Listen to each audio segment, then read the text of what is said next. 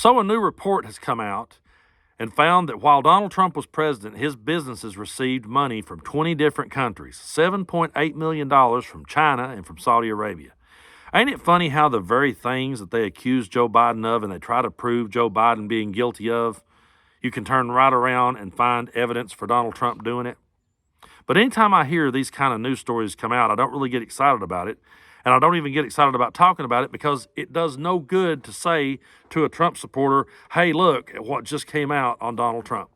Because they're going to say that this is fake news.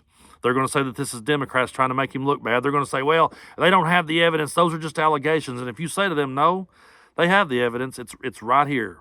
Oh, well, he's innocent until proven guilty. Those are just charges. He's innocent until proven guilty. What about Biden? So I never really get too excited about talking about these things because I know that at the end of the day, when we try to talk to that side of the aisle, they live in an alternate reality and they're never going to listen to a word we have to say. And no amount of evidence or no amount of proof or nothing is ever going to change their mind. But at the end of the day, all this is doing is making us better because it causes us to learn more about how government works. It causes us to learn more about the Constitution, how that all works. Because I found myself so many times this year sitting here in this chair, pulling out my copy of the Constitution, and I've been talking about the First Amendment, trying to explain that one to them, how that saying the N-word on Twitter is not protected by that. I've sat and talked about the Second Amendment. We've talked a whole lot about the well-regulated militia that they always want to seem to ignore. And here lately we've been talking a whole lot about the 14th Amendment, and they've tried to ignore that one every way from Sunday by saying, well, he actually said, he didn't say he would support it. He doesn't have to support it. He just has to defend it, protect it. And that's where we're at. But for this one, we're going to dig into the Constitution one more time. And we're going to turn to Article 1, Section 9, the Emulance Clause. Hope I'm saying that right. Check this out. No title of nobility shall be granted by the United States, and no person holding any office or of profit or trust under them shall without consent of the Congress except of any present eminent office or title of any kind whatever from any king, prince, or foreign state. Now, watch and see that they don't try to find a way to bend this. They'll find some way to twist this and say, well, that don't apply to the president. And we'll go, yeah, it does. It says no person holding any office. Well, I don't know if his is really an office or not. Yeah, it really is. And then I'm sure they'll sit and say, oh, well, it said king, prince, or foreign state. I don't know if that really falls under the heading of that. That's what we're up against, folks. But there has to come a point where this shtick gets old. And there has to come a point, which it is old to all of us. We've been sick and tired of it for years. But there has to come a point where we say, in the words of Waylon Jennings, this old outlaw bit's done got out of hand, okay? This MAGA bit has done got out of hand. We're sitting here and we have science, we have facts, we have evidence, we have the Constitution, and hell, we even have the Bible to show them that they're not living the way they're supposed to be. We can always go right into the very books that they love to thump on the most and read the least, and we can say, hey, look, you got this part wrong. We have to keep doubling down until finally truth rises above all this bullshit. Because all this boils down to is them trying to dodge any and all accountability and blame it on somebody else.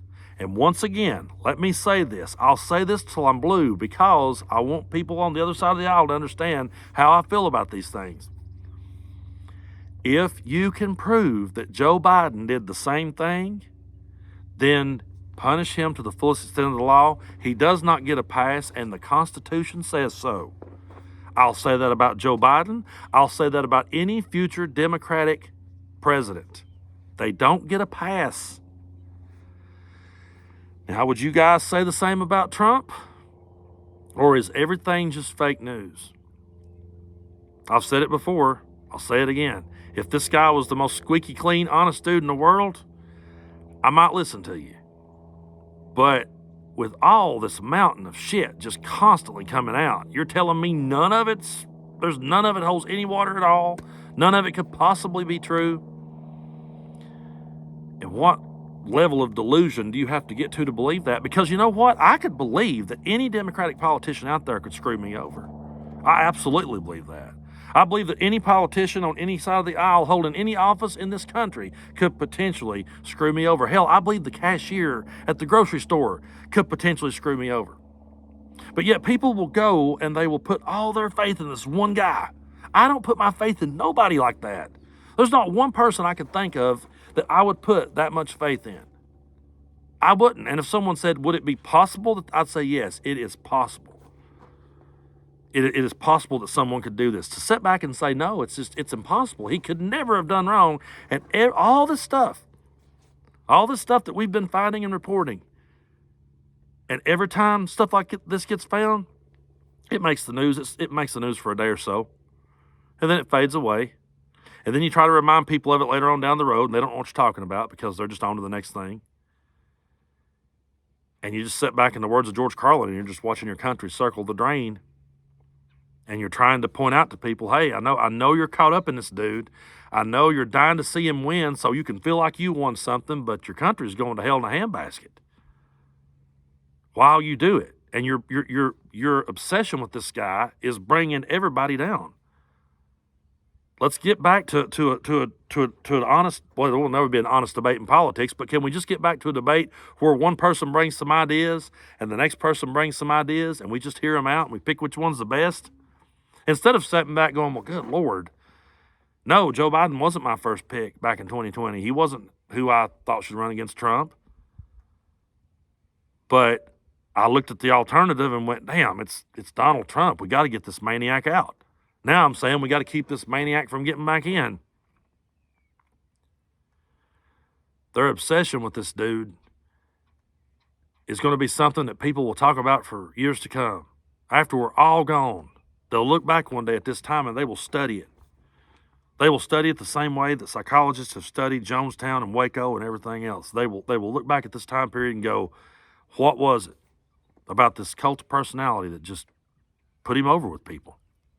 And I will never, for the life of me, I could get it if he was like, I would get it if he was like the hero of the rich businessmen, but he's not. That's the thing. He's not. He's not their hero. He's not the top 1%'s hero. They don't look at him as a success. They don't look at him as a hero. They don't try to pattern themselves after him. It's just some poor hillbilly driving back and forth to work every day with a sticker on his truck and a flag flying off of it, thinking that somehow, if he casts a vote, Donald Trump wouldn't wipe his nose on that guy's Sunday best. But they will keep thinking he's fighting for them. And they'll sit back and watch the country circle the drain and not give a damn. And every time you point stuff like that out, like this out, well, that's fake news. Well, he's wanting to be a dictator. That's okay. I'm cool with it. That's what we're up against. But we are on the right side of history. Just remember I said it.